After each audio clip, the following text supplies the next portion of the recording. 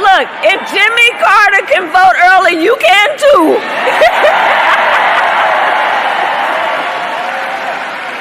So look, if Jimmy Carter can vote early, you can too.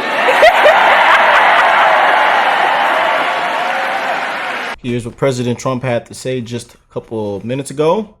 I just heard of the news about the passing of President Jimmy Carter. Those of us who have been fortunate to have served as president understand that it's a very exclusive club, and we can relate to the enormous responsibility of leading the greatest nation in history. The challenges Jimmy faced as president came at a pivotal time for our country, and he did everything in his power to improve the lives of all Americans. And for that, we owe him a debt of gratitude. Melania and I are thinking warmly of the Carter family and their loved ones during this difficult time. We urge everyone to keep them in their hearts and prayers. Yes, indeed, man. Yes, indeed. Love. Condolences. Our prayers go out to the Carter family and loved ones, man. And a beautiful, amazing message from President Trump.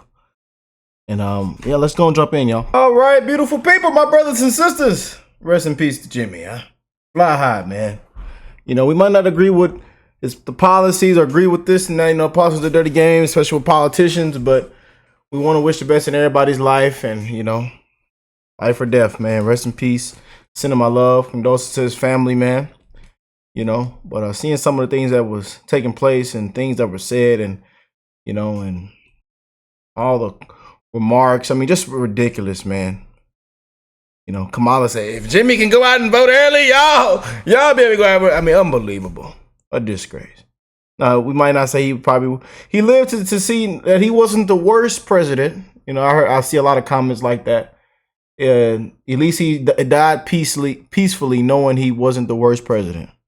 So, yeah. But again, no matter how y'all feel about it, man, again, still want to send love to his family and fly high, man. Rest in peace, y'all.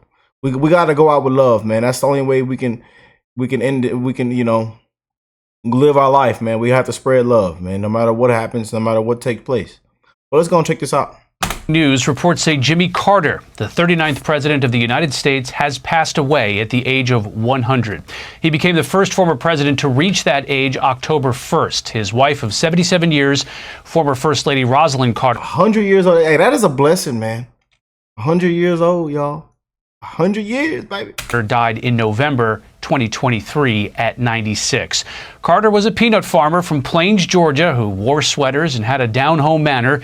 He served in the Navy before turning to politics, first as a Georgia state senator and later as governor of the Peach State. Carter was elected president in 1976 in the wake of Watergate, defeating incumbent Gerald Ford. Carter's term was marred by domestic and foreign issues. He faced several economic challenges, including high inflation and gas shortages. He also struggled with problems overseas, most notably the Iran hostage crisis. Carter lost his 1980 bid for re-election to Ronald Reagan in a landslide.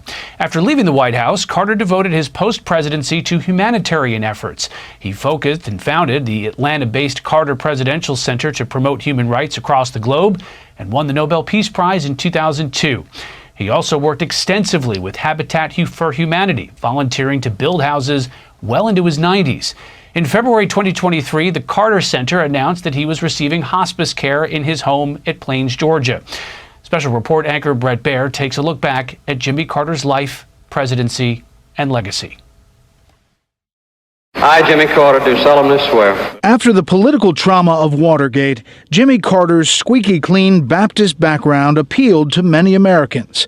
As if to demonstrate there was a new way of doing things in Washington, he began his presidency on a frigid January day in 1977, walking instead of riding the length of Pennsylvania Avenue from the Capitol to the White House, the first president ever to do this. Born in Plains, Georgia in 1924 to peanut farming parents, Carter attended the Naval Academy, earning the rank of lieutenant. In 1946, he married Rosalind Smith and returned to Plains in 1953 to run the family farming business. It was there that Carter developed an interest in politics.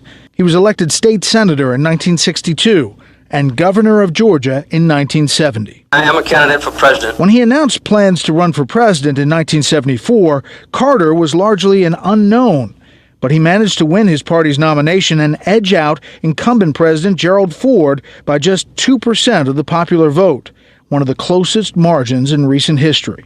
President Carter's greatest triumph came in 1978, when he brokered marathon diplomatic talks between Israel's Menachem Begin and Anwar Sadat of Egypt. The resulting Camp David Accords ended years of fighting between the two countries. We've got to stop crying and start sweating. Stop talking and start walking. Stop cursing and start praying. The late 70s were a time of oil shortages, high unemployment, and double-digit inflation.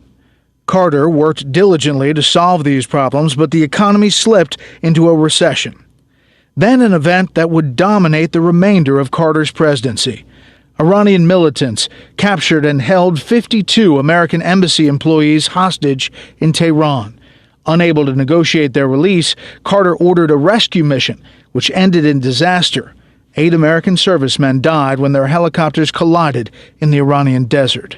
Americans in Iran were mistreated. In 1980, voters rejected Carter's bid for a second term. And to add insult to injury, on the day he left office, the American hostages in Tehran were released to the new Reagan administration.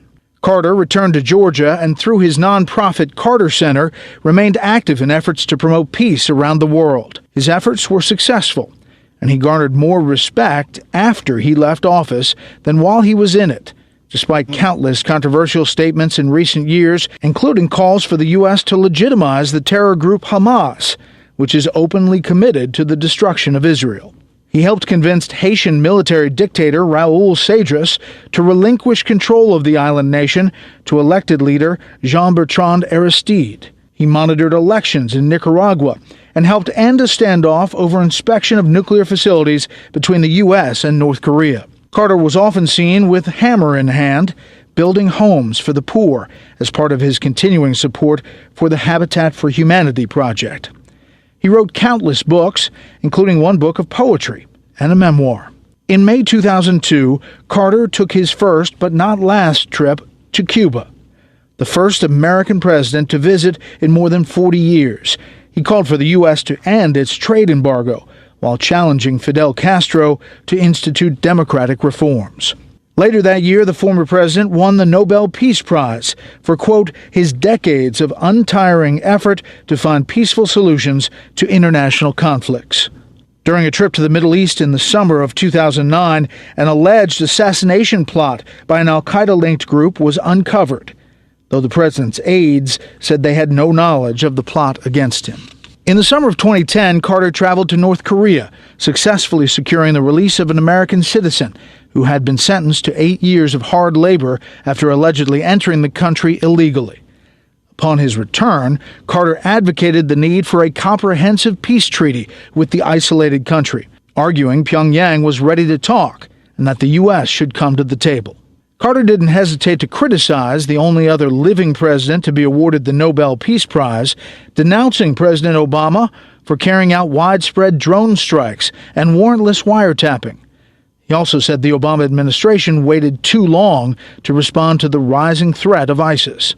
Just months later, Carter announced he had melanoma that had spread to his liver and brain, tackling the diagnosis with a measure of faith and fortitude.